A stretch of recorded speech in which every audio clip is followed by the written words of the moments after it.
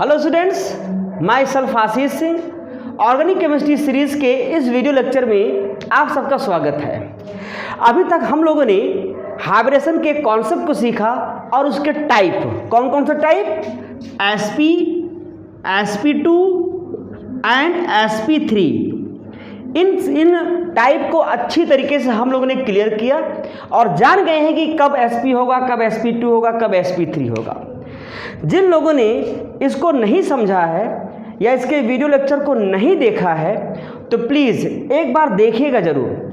जब आप उसको देख लेंगे तो आपको समझ में आ जाएगा कि वाकई में हाइब्रिडेशन का कॉन्सेप्ट क्या है। तो आज के इस वीडियो लेक्चर में हम लोग सिग्मा बॉन्ड, पाई बॉन्ड को कैलकुलेट करना सीखेंगे और ऑर्गेनिक मॉलिक्यूल में जो हमारे सेंट्रल एटम कार्बन होते हैं, सेंट्रल एटम कौन सा होता है बेटा? कार्बन। इस कार्बन पर इन हाइब्रिडेशन को कैसे हम लोग कैलकुलेट करेंगे उसके मेथड को सीखेंगे और साथ ही साथ जो नॉन ऑर्गेनिक कंपाउंड होते हैं उनके भी हाइब्रिडेशंस हम यहाँ बताएंगे और आपको बताएंगे कि किस तरीके से जो आप लोग यूज़ करते हैं, मेथड को यूज़ करते हैं, उसके कितने लिमिटेशंस हैं। जो लोग को जानते होंगे हाइब्रिडेशन को निकालना, वो लोग ज़रूर इस वीडियो को देखें और जो बिल्कुल नहीं जानते तो वो तो ज़रूर देखें। तो आपको समझ में आएगा कि किस तरीके से हाइब्रिडेशन को हम लोग कैलकुलेट करते हैं। ठीक है, तो आइए चलिए शुरू करते हैं।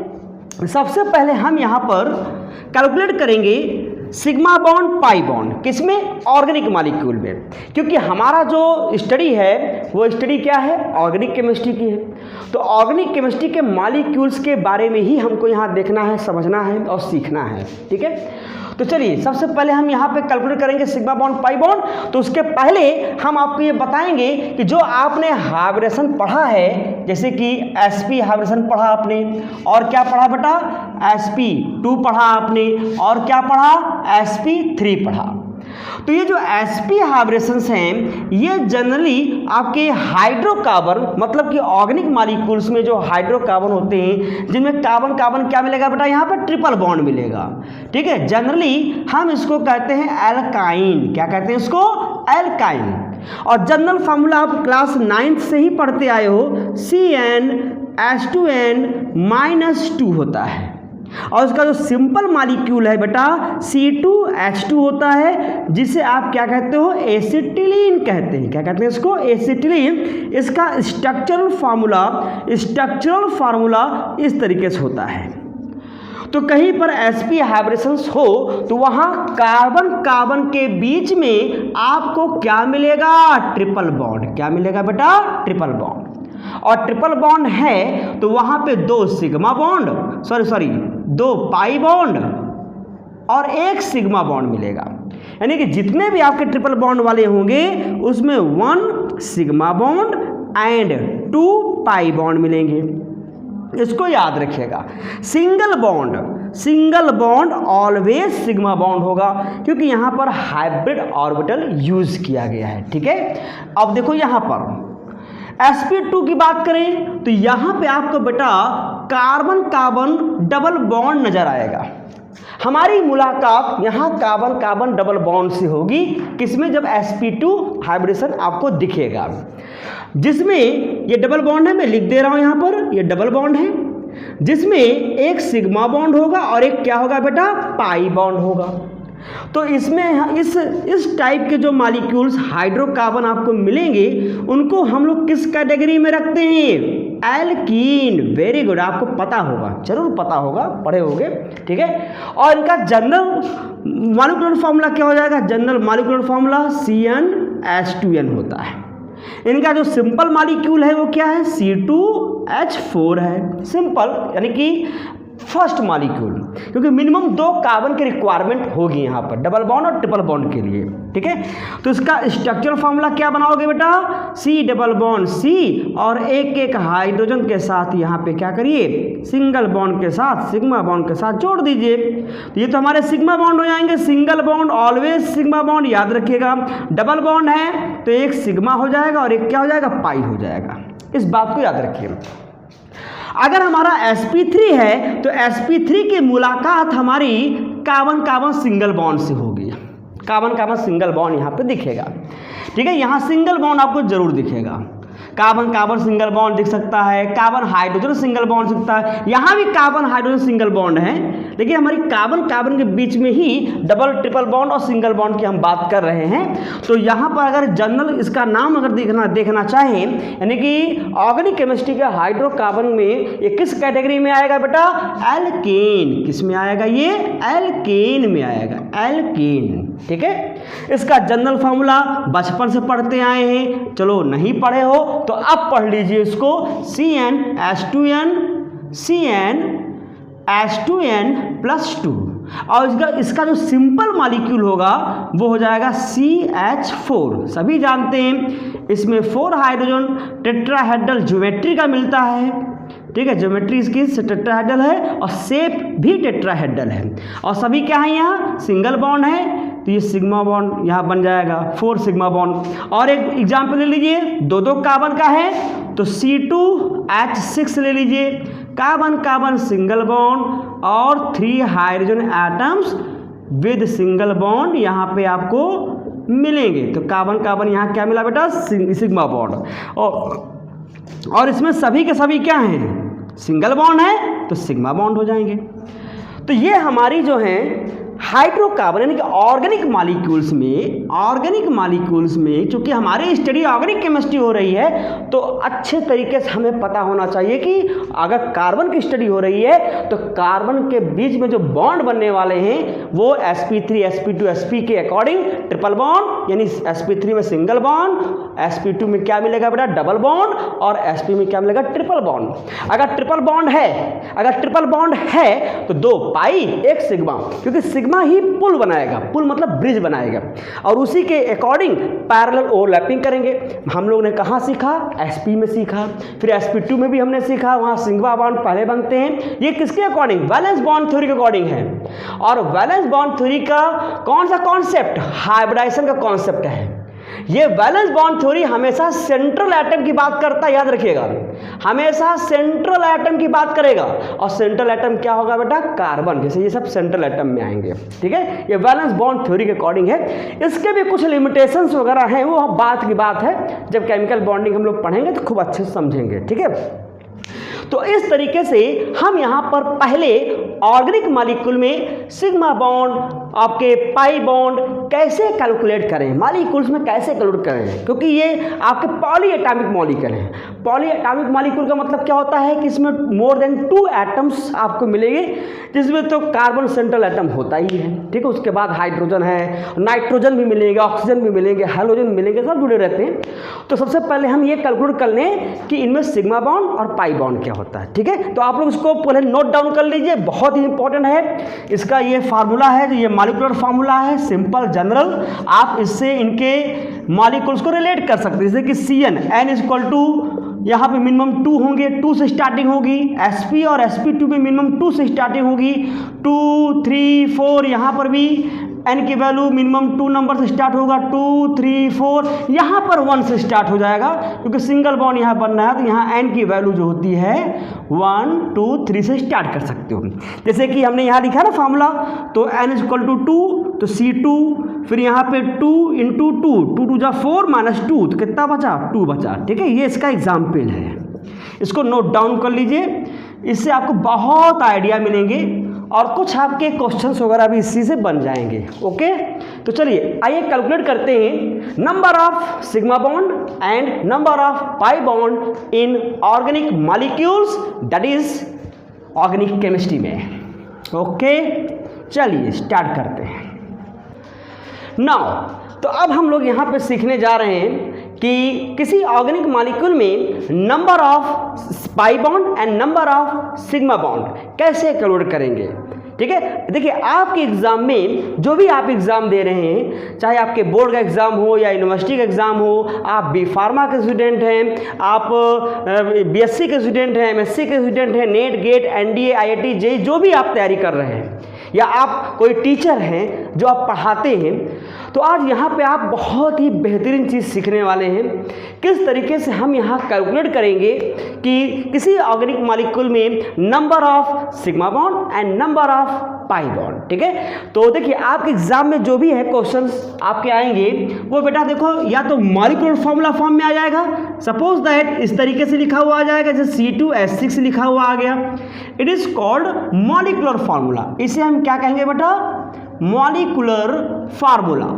ठीक है, मॉलिक्यूलर फार्मूला के फॉर्म में आ जाएगा, जिसमें सभी एटम्स एक साथ नंबर के साथ लिखे होते हैं। अब इसी को थोड़ा स्प्लिट करके हम इस तरह का लिख दें तो इसे कहते हैं कंडेंस्ड फार्मूला। क्या कहते हैं बेटा इसको? Condensed formula, condensed formula. ठीक, इसमें कार्बन कार्बन को सेपरेट करते हुए हाइड्रोजन को एक साथ यहाँ पे लिखते हैं। अब इसी को अगर हम इसके बॉन्ड फॉर्म में रिप्रेजेंट करें, सभी बॉन्ड को तोड़ ताड़ के इसको रिप्रेजेंट करें हम, मतलब तोड़ ताड़ के नहीं, मतलब ज्वाइन करते हुए, ठीक है, इसको रिप्रेजेंट करें तो ये हमारा हो जाएगा structural formula. Structural formula, structural formula, ये मैंने एग्जाम्पल लिया है। ठीक है, ये एग्जाम्पल किसका लिया है बेटा? एथेन का। तो आपके एग्जाम में इनमें से किसी भी फॉर्म में दे सकता है। इस फॉर्म में देगा तो आप समझ जाएंगे कि कितने कार्बन हैं और ये किससे रिलेट करते हैं, किस फार्मूला से? CnH2n+2 का फार्मूला है, CnH2n का फार्मूला है, या CnH2n-2 का फार्मूला है। ठीक है, उससे आप बता लेंगे कि ये sp3 यानी कि एल्केन है, एल्कीन है, एल्काइन है। ठीक है, उसके अकॉर्डिंग आप यहाँ पर उसका स्ट्रक्चर बना लेंगे, या कंडेंस फार्मूला फॉर्म में दिया जाएगा तो मैक्सिमम एग्जाम में इसी फॉर्म में देते हैं, या फिर IUPAC नाम लिख देगा। IUPAC अभी मैं पढ़ाने वाला हूँ, आप IUPAC का वीडियो लेक्चर जरूर देखिएगा, आपको समझ में आएगा कि कैसे हम किसी मॉलिक्यूल का IUPAC नाम चुटकी बजाते लिखेंगे। ठीक है, दुनिया में बहुत सारे लोग पढ़ाए होंगे, कई वीडियो लेक्चर में होंगे, लेकिन ये एक खास होने जा रहा है। आपको यहाँ पे समझ में आ गया होगा कि लोग किस तरीके से पढ़ाते हैं, किस तरीके से आपको बेवकूफ़ बनाया जा रहा है हर एक चीज़ों में, लेकिन यहाँ पे आपको ऑथेंटिक चीज़ मिलेगी। मैं खुद एक हाईली क्वालिफाइड टीचर हूँ, इंजीनियरिंग कॉलेज का असिस्टेंट प्रोफेसर हूँ, तो मैं आपको एक से एक आइडिया में आपको मैं ज़रूर शेयर करूँगा। इसलिए आप जम के वीडियो को सब्सक्राइब करिए, लाइक करिए और शेयर करिए, आपको धीरे धीरे सारी चीज़ें पता चलेगी। इसमें ये तो कुछ नहीं है, अभी आगे आप देखें कॉन्सेप्ट क्या क्या होता है यहाँ पर। ठीक है, तो एग्जाम में आपको इस फॉर्म में मिल सकता है और इस फॉर्म में मिल सकते हैं। जनरली आपके इस फॉर्म में भी मिलता है, मैक्सिमम इसी फॉर्म में मिलते हैं, क्योंकि बच्चे यहाँ पे ये समझ नहीं पाते कि ये किससे रिलेट है, तो यहाँ पर ये फॉर्म ज़्यादा मिलेगा, ये फॉर्म भी मिलेगा। बस आपसे पूछता है कि calculate number of sigma bond and calculate number of pi bond. ठीक है, उसको हम लोग 1 बाय 1 एग्जाम्पल समझेंगे। इसी एग्जाम्पल को ले लीजिए, इसी एग्जाम्पल को ले लीजिए आप। तो देखिए मैंने आपको क्या बताया कि सिंगल बॉन्ड अगर दिखे तो सिंगल बॉन्ड ऑर्गेनिक केमिस्ट्री में हर किसी मॉलिक्यूल्स में सिंगल बॉन्ड, या पूरे एंटायर केमिस्ट्री में सिंगल बॉन्ड ऑलवेज क्या होगा? Sigma bond. और अगर डबल बॉन्ड है तो डबल बॉन्ड दिख जाए तो आप क्या बताएंगे बेटा? 1 sigma bond and 1 pi bond. और ट्रिपल बॉन्ड अगर आपको दिख जाए, ट्रिपल बॉन्ड तो 1 sigma bond and 2 pi bond. ये आपको यहाँ पे पता होना चाहिए। तो देख लीजिए, carbon carbon single bond sigma bond, carbon hydrogen single bond sigma bond, sigma bond sigma bond, सब सिंगल बॉन्ड। आंख मूंद के मारिए क्या? Sigma bond. तो गिन डालिए कितने हैं? 1 2 3 4 5 6 7। तो 7 यहाँ पर क्या है? Sigma bond. और 0 क्या है बेटा? पाई बॉन्ड, क्योंकि डबल बॉन्ड है ही नहीं है और ट्रिपल बॉन्ड भी नहीं है। तो इस तरीके से आपको यहाँ पे कैलकुलेट करने को मिलेगा। ठीक है, चलिए 1-2 एग्जाम्पल्स और सिखाते हैं, बहुत ही आसान है। इसमें number of sigma bond and number of pi bond को कैलकुलेट करना। जैसे कि अभी मैं हाइब्रिडेशन को बताऊंगा इसी पर। किसी और एग्जाम्पल देखिए, मैंने एग्जाम्पल लिया CH3 CH double bond CH2। ठीक है, ये इसका कंडेंस फार्मूला है। इसमें कार्बन कार्बन को सेपरेट करते हुए, ठीक है, हाइड्रोजन को एक साथ लिखा गया है। तो क्या करेंगे, सबसे पहले इसका स्केलेटन फार्मूला बनाइए। स्केलेटन का मतलब कंकाल, जैसे हमारे लोगों का कंकाल होता है ना, खोपड़ी, आपके बैकबोन, ये आपके हैंड के, वैसे इसके भी कंकाल होते हैं। इसका कंकाल क्या है, इसका कंकाल, इसका स्केलेटन है कार्बन। तो जैसे जैसे आपको दिख रहा है कार्बन बॉन्ड के साथ, पहले उसको लिख दीजिए। ये देखो, ये लिखा इसका कार्बन, फिर ये लिखा इसका कार्बन, और इसके बीच में क्या, double bond. Double bond always carbon carbon के बीच में मिलेंगे हाइड्रोजन, ऑलवेज याद रखिएगा, हाइड्रोजन ऑलवेज क्या बनाएगा, सिग्मा बॉन्ड। इस बात को याद रखिएगा। तो इसका स्केलेटन में एक कार्बन ये हो गया, एक कार्बन ये हो गया, एक कार्बन और पकड़ लीजिए, इसका ये हो गया, ये इसका स्केलेटन हो गया। स्केलेटन फार्मूला कहते हैं। कैसे कैसे नाम है यहाँ पर, है ना।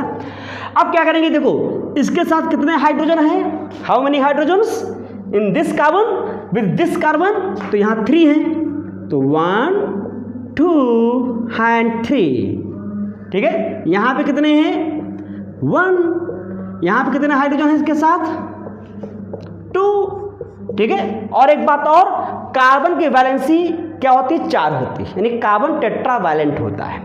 तो कार्बन की वैलेंसी ध्यान में रखिएगा, कहीं 5 न बना दीजिए, ठीक है। कहीं जहाँ पे 3 हाइड्रोजन वहाँ 4 हाइड्रोजन न जोड़ दीजिए। इस बात को याद रखिएगा, कहीं 5 हाइड्रोजन न जोड़ दीजिए। मतलब जब आप किसी कंडेंस फार्मूला से जब स्ट्रक्चर फार्मूला में आप आएंगे, तो उसकी हर एक कार्बन की वैलेंसी चेक करिए, 4 ही 4 होनी चाहिए। यानी कार्बन की वैलेंसी कितनी होती है, 4, ये दिखनी चाहिए। जैसे इस कार्बन के अराउंड यहाँ पे 1 2 3 4, ठीक है। मतलब जितने बॉन्ड होंगे उसमें पाई बॉन्ड, सिग्मा बॉन्ड सब इंक्लूड कर लीजिए, जितने बॉन्ड होंगे, ठीक है। यानी कि 4 बॉन्ड मिनिमम होने, 4 बॉन्ड ही होने चाहिए, ठीक है। यानी कार्बन के अराउंड आपको 4 बॉन्ड दिखने चाहिए, यानी कार्बन क्या है, टेट्रावैलेंट है। इस बात को याद रखिएगा, ठीक है। यहाँ भी देखिए 1 2 डबल बॉन्ड, 2 3 4, यहाँ भी 1 2 3 4, यानी कार्बन की वैलेंसी 4 दिखनी चाहिए, ना 2 दिखनी चाहिए, ना 3 दिखनी चाहिए, और ना क्या दिखनी चाहिए, 5 दिखनी चाहिए, केवल 4। कंडीशंस होते हैं जहाँ 3 दिखते हैं, कब, जब वो कार्बन कटायन बनाए, ठीक है, या फिर क्या बनाए, एनायन बनाए, मतलब कि नेगेटिव बनाएंगे, ठीक है, या नाइट्रीन बनाए। नाइट्रीन में तो 2 ही दिखेंगे।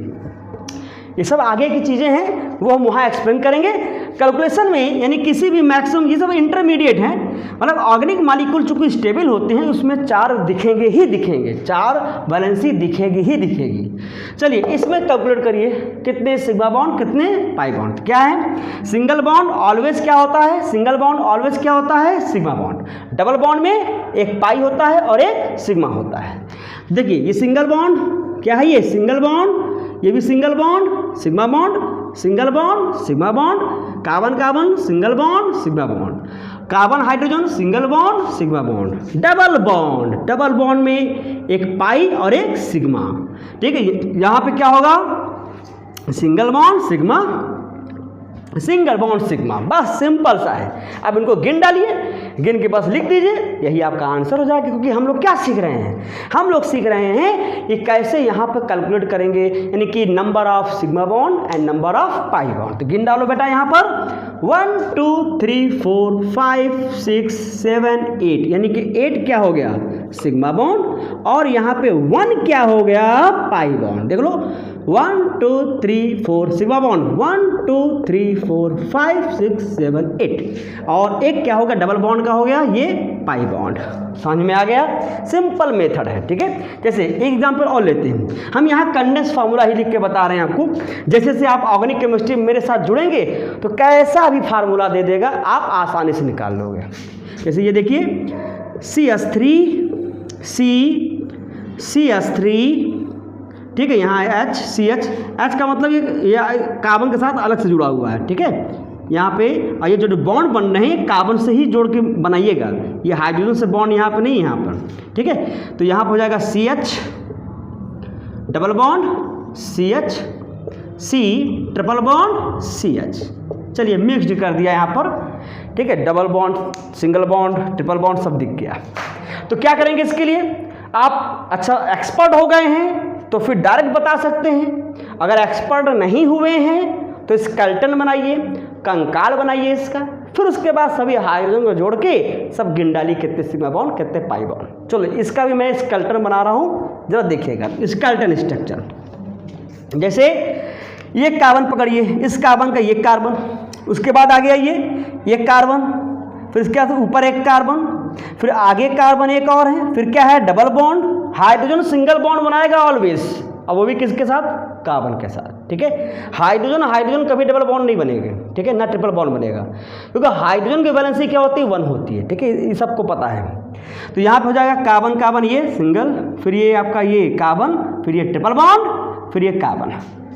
अब बस सभी के वैलेंसी पूरा कर दीजिए, किसके साथ, हाइड्रोजन के साथ, क्योंकि हाइड्रोजन और कार्बन की इलेक्ट्रॉनिविटी लगभग क्या होती है, बराबर होती है। दोनों एक दूसरे के सगे भाई हैं, ब्लड का रिलेशन है, बस थोड़ा सा 19-20 है, इसी वजह से कार्बन के साथ हाइड्रोजन ही ज़्यादा मिलते हैं, ठीक है। चलो इसके साथ जोड़ेंगे, यहाँ पे H कितने हैं, 3 हैं, H देखिए कार्बन की वैलेंसी पूरी हो रही है 4, ऊपर वाला जो कार्बन इसके साथ भी 1 2 3, नीचे हाइड्रोजन, ये देखिए भले इसके साथ ऐसे जोड़ के बनाया हुआ तो अंडरस्टूड क्या होगा, ये हाइड्रोजन इस कार्बन के साथ लिंक है, यहाँ पर 1 और यहाँ पर भी 1, यहाँ कुछ नहीं, कार्बन वैलेंसी पूरी हो रही है, ठीक है, यहाँ भी पूरी हो रही है, यहाँ पर 1, बस देर किस बात की, गिन डालिए 1 2 3 4 5 6 7 8 9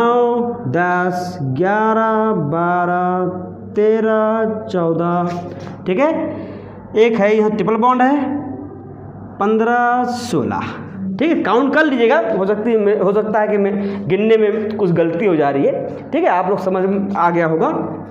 डबल बॉन्ड, एक पाई बॉन्ड यहाँ, 2 पाई बॉन्ड यहाँ, ठीक, तो फिर से गिन लीजिए 1 2 3 4 5 6 7 8 9 10 11 12 13 14 15 16, यानी कि 16 क्या हो गए बेटा, सिग्मा बॉन्ड, और 3 क्या हो गए, पाई बॉन्ड। ये है मेथड, अच्छा है, सिंपल है। अब देखो जैसे इसका आ गया CH3 CHO, CH3 CHO oxygen है, ठीक है, और यहाँ पर ये एल्डिहाइड ग्रुप है, थोड़ा IUPAC में आपको बताऊंगा, सारा चीज़ समझ में आ जाएगा। अगर इसका स्ट्रक्चर फॉर्मूला लिखें H, फिर यहाँ पे ऑक्सीजन डबल बॉन्ड के साथ वैलेंसी पूरी करेंगे, यहाँ पर ये देखिए, तो ये ऑक्सीजन का भी, जो ऑक्सीजन और कार्बन का भी डबल बॉन्ड है, कहीं से भी डबल बॉन्ड हो, अगर हमारा साइनाइड भी आ जाए और ट्रिपल बॉन्ड के साथ, तो वहाँ पर भी कार्बन कार्बन ट्रिपल बॉन्ड जैसा ही काउंट करेंगे, यानी यहाँ पे कार्बन और ऑक्सीजन के बीच में अगर हमारा डबल बॉन्ड है तो ये होगा सिग्मा, ये हो जाएगा पाई, सिग्मा, ये होगा sigma sigma sigma sigma, count कर लीजिए 1 2 3 4 5 6 हो गया सिग्मा और 1 हो गया पाई।